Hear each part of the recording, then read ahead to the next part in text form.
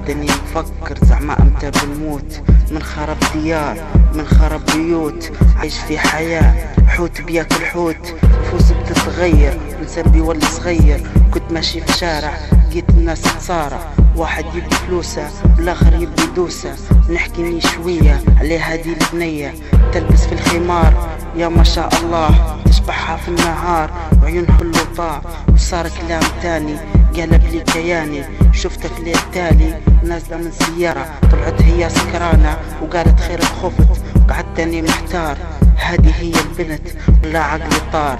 سألتها سؤال شي اللي مدايرتيه، قالت هذا هبال ما تفكر فيه. وقعدت تمشي وتميل لين نشبح ابوها، قلت شم بيصير زعما بيضربوها. طلعت امها بدموع وقالت يا موعود احفظنا من الجوع وخلي بنتي تعود.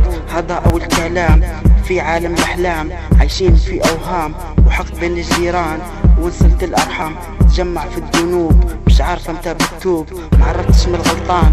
الحياة هو الانسان، حياتنا في ما فيش. خشينا على الحشيش عشنا في ادمان ونسينا القرآن. لقيت واحد سكران يمشي على القطران عايش في احزان، ام اخدها الرحمن وحكالي قصة حياته على ام اللي وداته. قال اني ظلمها ان شاء الله غير تسامحني، نبي نحكي عنها بكلام المعاني. يوم ان شاء الله في الجنة هيكيني نتمنى.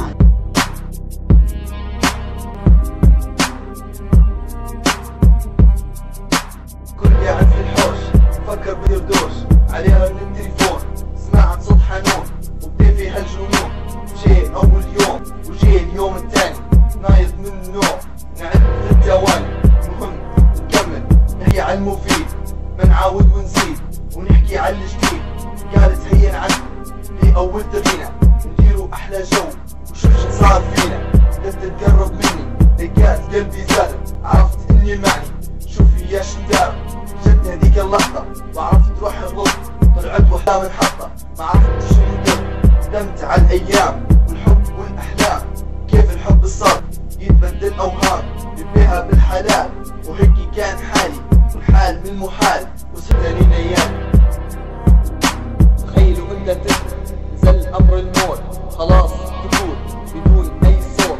تنحط في التابوت هدوء، غسل بعد الوضوء، تلف بالاكفان بعيد عن هالمكان. لو كان عملك نظيف انسان بيكون خفيف، في نص الشهادة حتكون راحة صدرك وقرآن لك مساعدة.